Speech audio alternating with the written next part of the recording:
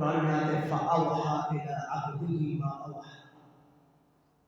جب ذکر کیا رب سے ملاقات کا ذکر کیا فَقَالَ قَابَ قَوْسَيْنِ أَوْ أَدْنَىٰ کہ اتنا قرب ملا، رب کا اتنا قرب ملا. کہتے فَقَالَ قَابَ قَوْسَيْنِ أَوْ أَدْنَىٰ. قوسین کہتے ہیں تیر کمان جو ہوتا ہے، تیر جیسے تیر پھینکا جاتا ہے، تیر کمان اس کا ایک حصہ اور دوسرا حصہ. فرمایا اس کو قوسین کہتے ہیں.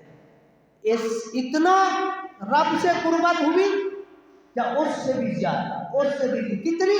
آگے آتا ہے فَأَوْحَىٰ إِلَىٰ عَبْدِهِ مَا أَوْحَىٰ.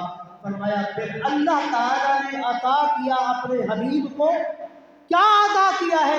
فرمایا یا لینے والا جانتا ہے یا دینے والا جانتا ہے. اس لیے قرآن کے اندر سورہ رحمان کے اندر فرمایا الرحمن علم القرآن. فرمایا رحمان وہ ہے جس نے قرآن سکھایا ہے. اس کے بعد فرمایا خلق الانسان. یہاں پر انسان کی تخلیق کا ذکر بعد میں آیا ہے، پہلے علم القرآن. یہ علم القرآن اس سے مراد کون ہے؟ مفسرین کرام تمام کے تمام لکھتے ہیں تو کہتے ہیں اس سے مراد مصطفیٰ کریم علیہ السلام کی ذات مبارک. اللہ تبارک و تعالیٰ نے اپنے حبیب کو جو مرتبے عطا کیے ہیں، ہمیشہ جہاں بھی ذکر ہوا ہے وہاں پر اللہ تبارک و تعالیٰ نے اپنے حبیب کی عبودیت کا ضرور ذکر کیا ہے. کس لیے؟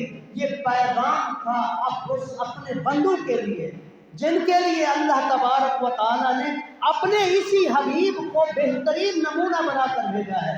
قرآن میں فرمایا لَقَدْ كَانَ لَكُمْ فِي رَسُولِ اللَّهِ أُسْوَةٌ حَسَنَةٌ کہ تمہارے لیے میرا حبیب بہترین نمونہ ہے، بہترین مثال ہے.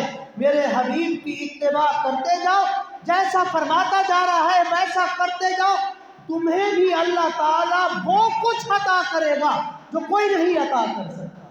وہ کیا ہے عطا؟ وہ کیا طریقہ ہے؟ وہ طریقہ عبادت والا ہے.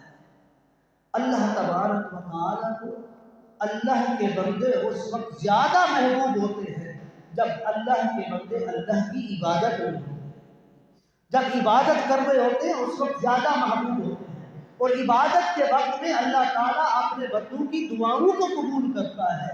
ہم نے عبادات کو چھوڑ رکھا ہے، ہم پتہ نہیں کن چکروں میں پڑ گئے. کن چکر؟ اللہ تعالیٰ فرماتے ہیں وَمَا خَلَقْتُ الْجِنَّ وَالْإِنسَ إِلَّا لِيَعْبُدُونِ. ہم نے مخلوقات جنات و انسانوں کو صرف اپنی عبادت کے لیے پیدا کیا، صرف اپنی عبادت.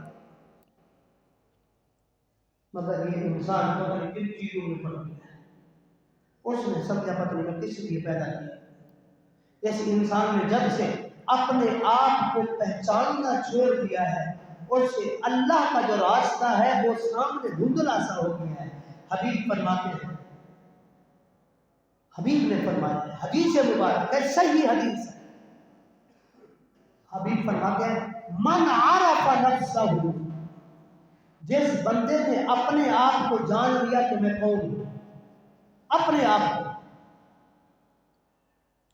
جس نے اپنے آپ من عرف نفسہ فقد عرف ربہ، جس نے اپنے آپ کو جان لیا کہ میں کون ہوں، جب اس کو اپنا پتہ چل جاتا ہے تو پھر وہ خود بخود کہتا ہے هو اللہ احد اللہ الصمد لم یلد ولم یولد ولم یکن له کفوا احد، کیونکہ وہ اپنے رب کو پہچانتا ہے.